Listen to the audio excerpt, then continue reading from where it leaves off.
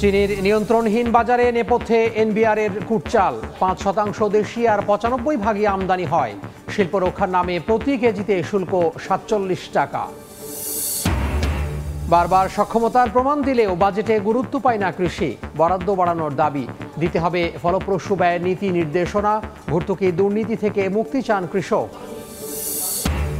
এবং যুক্তরাষ্ট্রে টাইগার বোলারদের জন্য অপেক্ষা করছে কঠিন চ্যালেঞ্জ। কন্ডিশন কিংবা ড্রপ ইন পিচ নিয়ে না ভাবার পরামর্শ সাবেক পেসারের। সিরিজ নিয়ে উচ্ছ্বসিত বিসিবি।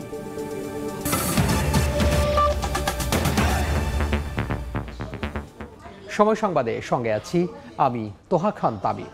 সর্বনিম্ন থাকার পরেও মাত্রাতিরিক্ত শুল্ক হারের কারণে দেশের বাজারে চিনির কেজি ১৪০ টাকা। প্রতি কেজি পরিশোধিত চিনিতে ৪৮ টাকা এবং অপরিশোধিত চিনিতে ৪৫ টাকা শুল্ক আদায় করছে কাস্টমস কর্তৃপক্ষ। দেশীয় চিনি শিল্পকে রক্ষায় বাড়তি শুল্ক হার আরোপ করা হলেও তা চাহিদার মাত্র ৫% পূরণ করছে। বাকি ৯৫% ২০ লাখ মেট্রিক টন চিনি আমদানি হয়। এ অবস্থায় আমদানি শুল্ক কমিয়ে আনার দাবি মিল মালিক সহ ব্যবসায়ীদের। সাক্ষাৎ ত্রিপুর ক্যামেরায় বিস্তারিত কমলদের রিপোর্টে। বিশ্ববাজারে এই মুহূর্তে প্রতি মেট্রিক টন র সুগার বিক্রি হচ্ছে ৫৮০ থেকে ৬০০ মার্কিন ডলার, আর রিফাইন্ড সুগার বিক্রি হচ্ছে ৭০০ মার্কিন ডলার হিসেবে। সেই অনুযায়ী দেশের সবচেয়ে বড় পাইকারি বাজার চট্টগ্রামের খাতুনগঞ্জে প্রতি মণ চিনি বিক্রি হচ্ছে ৪৫০০ টাকা, আর কেজি পাইকারি পর্যায়ে ১২২ টাকা ৫০ পয়সা। বাংলাদেশে বছরে ২২ লাখ মেট্রিক টন চিনির চাহিদার ২০ লাখ মেট্রিক টনই চট্টগ্রাম বন্দর দিয়ে বিদেশ থেকে আমদানি করা হয়, আর ৬০ থেকে ৭০ হাজার মেট্রিক টন চিনির যোগান আসে দেশি আখ থেকে। ব্যবসায়ীদের অভিযোগ, চিনির দাম নিয়ন্ত্রণে না আসার মূল কারণ অতিরিক্ত শুল্ক হার। যে চিনিগুলো অবৈধভাবে আসতেছে, যার দরুন আমাদের দেশীয় শিল্প এবং বেসরকারি শিল্পগুলো একদম মরার উপর বসে গেছে। ওরা একদম কোনো সরকারের রাজস্ব হারাচ্ছে। দেশীয় যে চিনি শিল্প রয়েছে তাদের স্বার্থের কথা মাথায় রেখে জাতীয় রাজস্ব বোর্ড অথবা আমাদের নীতি নির্ধারণী আছেন, তারা শুল্ক হারটা নির্ধারণ করে থাকে। অথচ প্রতিবেশী দেশ ভারতের বাজারে মাত্র ৪৮ রুপিতে মিলছে ১ কেজি চিনি। আমি এই মুহূর্তে দাঁড়িয়ে রয়েছি কলকাতার ব্যস্ততম নিউ মার্কেট এলাকার একটি খুচরো মুদি দোকানে, এবং এই মুদি দোকানে আমি সর্বোচ্চ ভালো মানের ১ কেজি চিনি নিলাম, এবং সেই চিনির দাম ভারতীয় মুদ্রায় ৪৮ রুপি, আর যেটি বাংলাদেশি টাকায় হিসেব করলে দাঁড়াবে ৬৬ থেকে ৬৭ টাকা। চলতি অর্থ বছরের ১০.৫ মাসে ১২,১৯৩ কোটি টাকা মূল্যের ১৭,৬৩,০০০ মেট্রিক টন চিনি আমদানি হয়েছে। উন্মুক্ত সীমান্ত দিয়ে ভারত থেকে আসছে হাজার হাজার মেট্রিক টন চিনি, আর এর ফলে দেশের চিনির বাজার ক্রমশ অস্থির হয়ে উঠছে। ক্ষতির মুখে পড়ছে দেশীয় মিলগুলো। চট্টগ্রামের খাতুনগঞ্জ থেকে কমল দে, সময় সংবাদ। একদিকে খাদ্য নিরাপত্তা, অন্যদিকে সেবা ও শিল্প খাতের কাঁচামালের যোগানদাতা, এই দুই মিলে বরাবরই নিজের গুরুত্ব ও সক্ষমতার প্রমাণ দিয়ে আসছে দেশের কৃষি। তারপরও বছর বছর বাজেটে কৃষির গুরুত্ব কমছে এবং দাবি করে বিশেষজ্ঞরা বলছেন স্মার্ট বাংলাদেশ করতে স্মার্ট করতে হবে এই উর্বর ভূমির কৃষিকেও। সেভাবেই আসছে বাজেটে বাড়াতে হবে বরাদ্দ, দিতে হবে ফলপ্রসূ ব্যয়ের নীতি নির্দেশনা, আর ভর্তুকি ব্যয়ের স্বজনপ্রীতির দুর্নীতির জাঁতাকল থেকে মুক্তি চান প্রান্তিক কৃষকরা। মিজানুর রহমান মিন্টুর ছবিতে ফরহাদুর রহমানের রিপোর্ট। শস্য শ্যামলা, নদীমালায় ঘেরা সোনার বাংলা। যে কৃষি নির্ভর অর্থনীতির বৈষম্য দূর করতে স্বাধীন হয়েছিল বাংলাদেশ, যে উর্বর কৃষির উপর ভর দিয়েই ঘুরে দাঁড়িয়েছিল ৫৬,০০০ বর্গমাইলের সোনার বাংলা, নানা ধরনের অভিঘাত মোকাবেলা করে অর্থনীতিকে টিকিয়ে রেখে করোনাকালে নতুন করে নিজের গুরুত্ব ও সম্ভাবনার জানান দিয়েছে সেই কৃষি খাত। বাংলাদেশ ক্রমেই শিল্পমুখী হলেও এখনও অর্থনীতির প্রাণ সেই কৃষি, যে কৃষি নিশ্চিত করে চলেছে খাদ্য নিরাপত্তা, সেবা শিল্পের কাঁচামালের যোগান। ভালো পাচ্ছি, দাম পাচ্ছি না আর কি, ওই যে ফসলের বেশি যাইতেছে, খরচ বেশি যাইতেছে। কৃষির উপর সরকার যতটা ভরসা রাখে জাতীয় বাজেটে মেলে না তার তেমন প্রতিফলন। বছর ব্যবধানে টাকার অঙ্ক বাড়লেও বাড়ছে না মোট বরাদ্দ।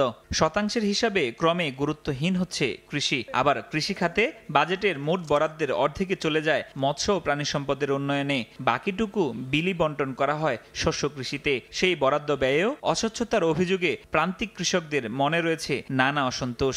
সার কল, ওষুধ কল, বীজ কল আমরা সরকার কোনো জিনিস পাই না। বিশেষজ্ঞরা বলছেন স্মার্ট বাংলাদেশের স্বপ্ন বাস্তবায়নে কৃষিকেও করতে হবে আধুনিক ও স্মার্ট। বরাদ্দ ভর্তুকির সঠিক বাস্তবায়নের সঙ্গে নজর দিতে হবে সমন্বিত গবেষণায়। এক শ্রেণীর এই যে যারা ডিলার তারা কিন্তু আপনার কৃষককে অধিকাংশ ক্ষেত্রে কিন্তু প্রতারিত করে। কখনোই আপনি কৃষিকে বাদ দিয়ে দেশের উন্নয়নকে ভাবতে পারবেন। এনবিআর অর্থ মন্ত্রণালয় সূত্র বলছে আসন্ন বাজেটে কৃষিখাতে শুধু ভর্তুকিই থাকতে পারে 25,000 কোটি টাকা, যেখানে গুরুত্ব পাবে কৃষকের জন্য সাশ্রয়ী মূল্যে সার, বীজ ও অন্যান্য উপকরণ বিতরণ ও সেচ সুবিধা।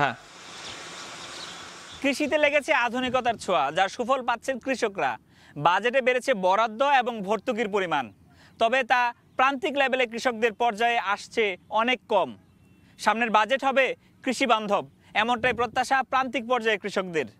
ফরহাদুর রহমান, সময় সংবাদ, মুন্সিগঞ্জ। এখন থেকে প্রতি বছর 30 নভেম্বর বিসিএস এর বিজ্ঞপ্তি প্রকাশ হবে বলে জানিয়েছে সরকারি কর্ম কমিশন। পরীক্ষার 15 দিনের মধ্যেই হবে প্রিলিমিনারির ফল, আর 46তম বিসিএস এর লিখিত পরীক্ষার সময় এখনও চূড়ান্ত না হলেও আগস্টের শুরুর দিকে পরীক্ষা নেওয়ার পরিকল্পনার পাবলিক সার্ভিস কমিশনের। ফল প্রকাশে রেকর্ডের এই ধারা ধরে রাখতে চায় কমিশন। সম্প্রতি গণমাধ্যমকে পিএসসি চেয়ারম্যান সোহরাব হোসেন বলেন, সবশেষ বিসিএস এর ফল দ্রুত সময়ে প্রকাশ করার আত্মবিশ্বাস থেকে এখন প্রতিটি বিসিএস এর প্রিলিমিনারি পরীক্ষার ফল 15 দিনের মধ্যে প্রকাশের চেষ্টা করা হবে। ফলাফল দেওয়ার চেষ্টা করব, হয়তো বা জানুয়ারি টাচ করতে পারে। তারপরে আমাদের একটা পরীক্ষা থাকবে, সেটা আদর্শ পজিশন থাকবে যে একটা পরীক্ষা চলমান থাকবে, আরেকটা নভেম্বরের 30 তারিখে বিজ্ঞপ্তি হবে, এরকম পর্যায়ে থাকবে। গত 3 বছরে প্রতি বছরই 30 নভেম্বর বিজ্ঞপ্তি দিয়েছে। মানে তার মানে একটা নিয়মিত পরীক্ষার্থী এবং সকলের কাছে এটি স্পষ্ট হয়ে যে 30 তারিখে নভেম্বরের 30 তারিখে বিজ্ঞপ্তি আসছে, তারা সেভাবে প্রস্তুতি নিচ্ছে। থেকে শুরু হয়েছে সাগরে মাছ আহরণের 65 দিনের নিষেধাজ্ঞা। এই মুহূর্তে পটুয়াখালীর কোরালিয়া মৎস্য বন্দর এলাকায় আছেন রিপোর্টার শেখদার জাবির হোসেন। আমরা সরাসরি যুক্ত হব তার সঙ্গে। জাবির, ইলিশ সহ সামুদ্রিক মাছের প্রজনন ও উৎপাদন বৃদ্ধির লক্ষ্যে গত মধ্যরাত থেকে শুরু হয়েছে 65 দিনের নিষেধাজ্ঞা। এই নিষেধাজ্ঞার সময়কালে সমুদ্রের সব ধরনের মাছ শিকারী ট্রলার এবং নৌযান বন্ধ থাকবে, যার কারণে সম্পূর্ণ বেকার থাকবেন উপকূলের জেলেরা। আপনারা দেখতে পাচ্ছেন যে জেলেরা ঘাটে এসে নোঙর করেছে। গত রাত থেকে আজ থেকে নিষেধাজ্ঞা কার্যকারিতা শুরু হয়েছে। এই নিষেধাজ্ঞা একটানা চলবে 23 জুলাই পর্যন্ত। এই যে সময় নিষেধাজ্ঞার সময়, এই সময় কর্ম না থাকার কারণে পটুয়াখালীর উপকূলের প্রায় 1.5 লাখ জেলে যারা মৎস্য ব্যবসা বা মৎস্য পেশার উপর নির্ভর, তারা সম্পূর্ণ বেকার থাকবেন। বেকার এই সময়ে সরকার খাদ্য সহায়তা হিসেবে 86 কেজি করে চাল দেবেন বলে আমাদেরকে জানিয়েছেন মৎস্য বিভাগ। তবে জেলেরা আমাদেরকে বলছেন যে নিষেধাজ্ঞার সময় সরকার যে সহায়তা দেয় এটি খুবই অপ্রতুল, আর ঠিক সময়ে সরকারের যে খাদ্য সহায়তা এটি প্রদান না করায় জেলেদের আসলে কাজে আসে না। এছাড়াও জেলেরা আমাদেরকে জানিয়েছেন যে একটানা 65 দিনের নিষেধাজ্ঞা, এই নিষেধাজ্ঞার সময়কালে ভারতের জেলেরা বাংলাদেশের জলসীমায় এসে মাছ শিকার করে থাকেন। তো জেলেরা বারবারই দাবি জানিয়ে এসেছেন যে ভারত এবং বাংলাদেশ দুই দেশের সমন্বয়ে একই সময় অভিন্ন সময় যাতে নিষেধাজ্ঞা কার্যকর করা হয়। নিষেধাজ্ঞা কার্যকর করলে সেক্ষেত্রে মাছ বাড়বে বঙ্গোপসাগরে। বিশেষজ্ঞরাও জানিয়েছেন যে একই বঙ্গোপসাগরে 2 নিয়ম চললে কোনোভাবেই মাছের উৎপাদন বৃদ্ধি সম্ভব না। অর্থাৎ এক সময় বাংলাদেশে নিষেধাজ্ঞা, আবার অন্য সময় ভারতে নিষেধাজ্ঞা। এভাবে যদি নিষেধাজ্ঞা কার্যকর থাকে সেক্ষেত্রে জেলেদের বা মৎস্য যে প্রজনন বৃদ্ধির যে লক্ষ্য, সেই লক্ষ্য আসলে অর্জন সম্ভব না। সেক্ষেত্রে দুই দেশের সমন্বয়ে যদি নিষেধাজ্ঞা কার্যকর করা যায় সেক্ষেত্রে আসলে জেলেরা উপকৃত হবেন এবং মাছের উৎপাদনও বৃদ্ধি হবে। আপনারা দেখতে পাচ্ছেন যে নিষেধাজ্ঞার যে সময়, এই বেকার সময়গুলোতে জেলেরা তাদের জাল, সুতো এগুলো সেলাই করছেন।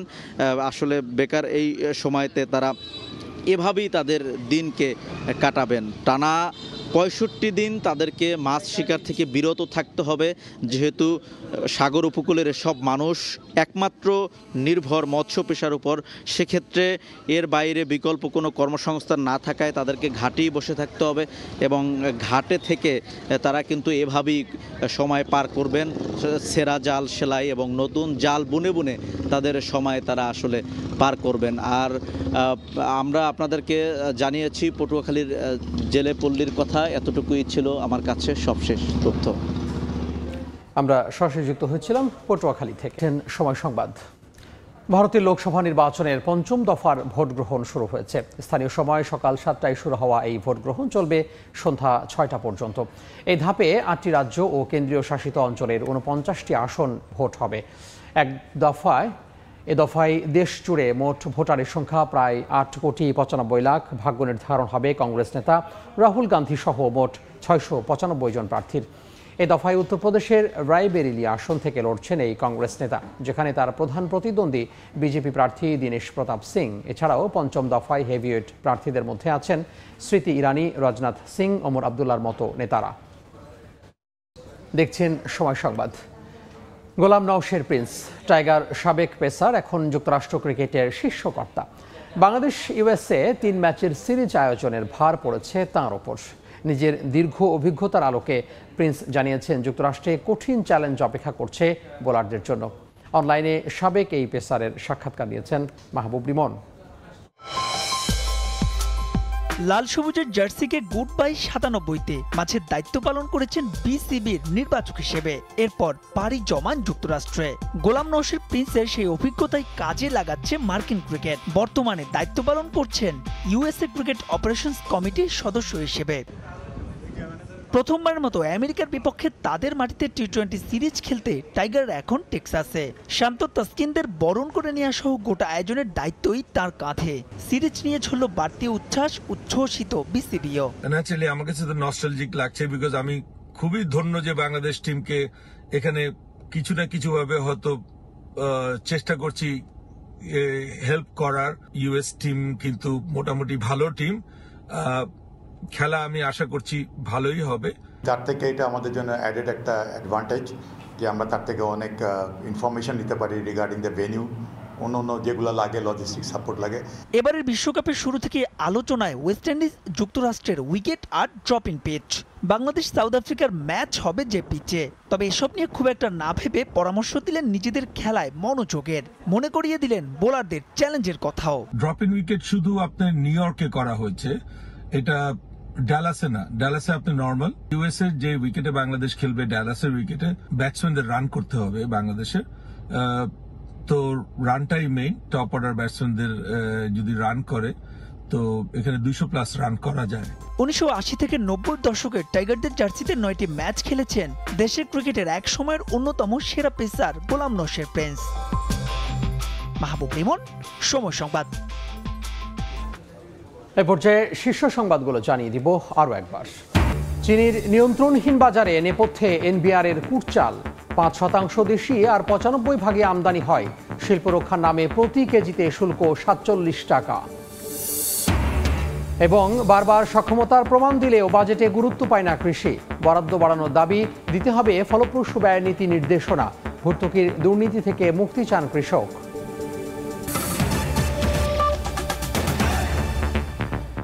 এই ছিল সময় সংবাদে।